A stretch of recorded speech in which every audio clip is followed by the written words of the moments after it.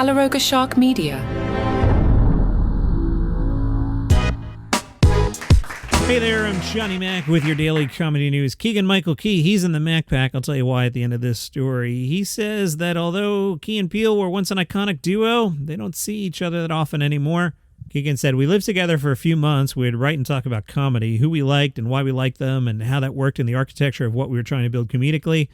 When we were on camera, it was alchemy. It was just like, why is this working? It's been almost a decade now since that show ended, and we don't see each other that often anymore, which is to me a tragedy. Peele lives in L.A., Key lives in New York. Our evolution, I think, is tied to both of what our desires are. His desire was to start exploring the horror genre. My desire was to do more dramatic work like I'd been trained in school. After Key and Peele, both of us jumped to another platform, but we needed that first platform." He talks about in the early seasons, I was playing the clown more and doing more physical comedy in the beginning of our time together, and then I find myself evolving into playing more of the straight roles and teeing up Jordan to play the clown. I got to work with those guys a few times. I've mentioned I helped put together a Comedy Central Radio for SiriusXM, so I was in the room with them several times.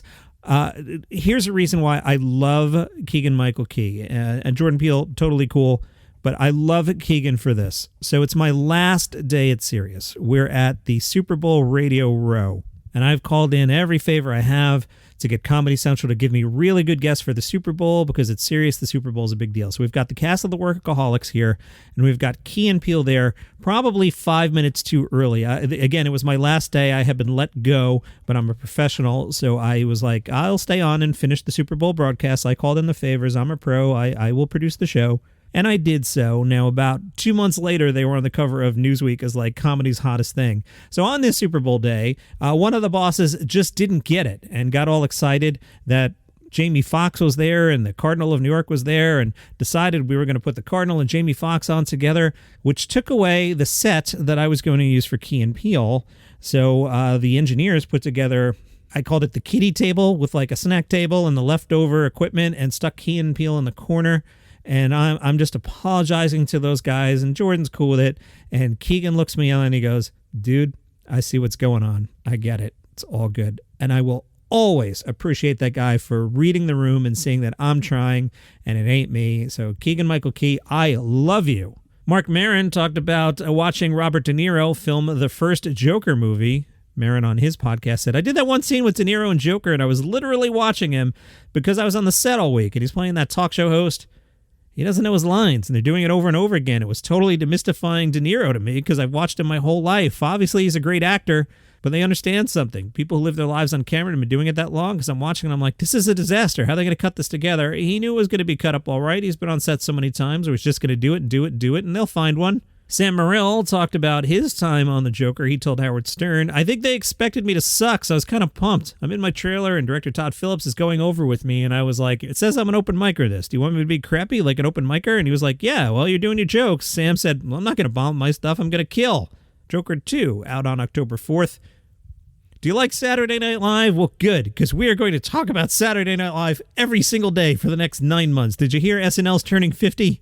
Michael Che says, "As the writing staff grows and as the cast grows, SNL's like an apartment building, not a house. We all live together, but we don't really live together. A cold open could go down. I'll be like, I don't like it one bit, but it's not my voice and it's not up to me. I can't agree with everything political we've had on the show, and I'm sure the stuff I've written that's made some castmates bristle or some writers go, what are we putting on? We can't say that. But we have to live with each other. We're renting this space and trying to get this real estate for our ideas. So there's no one mission statement, I don't believe, beyond funny's funny. Maybe Lauren has an idea of what he wants the identity to be.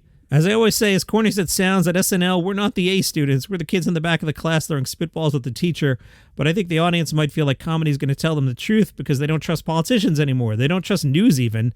And so they're very protective of it. And they feel like if you say something against a side, it's almost traitorism. It's almost treasonous to make fun of Biden or the left when Trump is running. And I get that feeling. But as time goes by and we face more disasters and crisis, we'll understand that this was all a ridiculous time. Sarah Silverman spoke to St. Louis NPR. She said, "I think the one consistent thing with me is I've always kind of tackled the darkest reaches of humanity. That kind of started with speaking at my dad's funeral and eulogizing him and realizing there was a lot of funny stuff in it. I've always felt that all comics become funny and develop their sense of humor as a means of surviving childhood. I would say 100% of comics become funny that way. So it's been a survival skill for us since we were kids. And so it's very natural to me that processing death, especially big ones like this, feels very natural to process it through stand-up. I think the two things that helped me grow as a person are therapy and stand-up. I think a lot of comedians have really feared getting well because they feel like their comedy comes from not figuring out their stuff. For me, I disagree. I'd rather be happy because I think we live just one time on this rock in outer space, and it's crazy not to figure out your joy, but to be able to utilize it, use it in poignant, ridiculous, and silly ways. That really works for me. Chris Rock's Everybody Still Hates Chris premieres today, 10 p.m. East and West on Comedy Central. Not sure why they made this, but Everybody Still Hates Chris features Chris Rock as adult Chris narrating stories inspired by his experience growing up as a skinny nerd in Bed-Stuy. I like this one from Josh Gad speaking to People. He says he wishes he hadn't used his regular voice to voice Olaf in Frozen. Josh Gad said, if I could do it all over again, I would have not lent that snowman my voice. I would have created a different voice because it's very weird being in a supermarket and having a little child stare at him. So that was my first big mistake. But, people tell me I have a very unique voice. People seem to like my voice. I try to give it to them when I can. I saw Josh. He was in the Book of Mormon when it first premiered a million years ago. He crushed in that. Oh, what a good show if you've never seen the Book of Mormon. Apparently they're making more Frozens, he told Kelly and Marc. All of a sudden my phone's blowing up. People are like, I'm so excited about Frozen 3 and Frozen 4. And I said, so am I? I had no idea. Nobody thought to call us up and be like, oh, by the way, we're doing 2 sequels to your movie. Bubba shared this one in the Facebook group, which is Daily Comedy News Podcast Group, at the Norman Rockwell Museum, an exhibition called What, Me Worry? The Art and Humor of Mad Magazine. It's at the Norman Rockwell until October 27th. The exhibition explores the unforgettable art and satire of Mad from its beginnings in 1952. I'm scrolling down here on nrm.org. They've got some of the cover arts, some of the old Mad fold-ins. Remember those? There's an online symposium on Friday, October 18th from 6 to 8, and again on Saturday, October 19th, called The Usual Gang of Idiots and Other Suspects, Mad Magazine and American Humor. Join us for this lively exploration of the art and history of Mad. That's cool. nrm.org if you want to check that out. The museum is in Stockbridge, Massachusetts, if you're up that way. Open Thursdays through Tuesdays, 10 to 5. They have an app as well. Closed Wednesdays, guys. Way to schedule the article, John. Adam Conover spoke to Variety. I think there's some spin here. Conover told Variety, a lot of people know me as an informational comedian, right? I do comedy about important topics. They don't know me as a stand-up comedian, and stand-up comedy is my first love. So I wanted to do a straight stand-up show. I didn't want to do information. I didn't want to do here's how you can change the world. I just want to do jokes about myself, about my life. It's a personal story. What's the spin, John? Well, he brought the, quote, very personal special to Dropout. To be able to care about every single detail and have it come out on this incredible platform where people are going to watch it and give a hoot about it, that's very rare to be able to do as a comedian now. So not have to throw your special up on YouTube for free and hope that people watch, or do it on a big streamer and hope their algorithm is going to show it to people. Yes, I mean, the algorithm on Netflix, if you don't want Netflix money, that's fine. But, Netflix, every Tuesday, they put a big giant special in front of everybody's face. It's not really the algorithm, but okay. Adam says the special's called Unmedicated, not because I'm against prescription treatments for ADD, but simply because they never work for me and they cause me problems. I felt addicted to them for a while, and they caused me to have other addictions as well. And I turned out fine, but other people, maybe not. Bowen Yang said he was obsessed with Grey's Anatomy growing up, and he was going to pursue medicine. He realized later that his interest had to do more with Sandra Oh than with healing the sick, but it was a convenient way to satisfy his parents. He told The New Yorker, I think I did the drag of saying, well, maybe I'll be a doctor.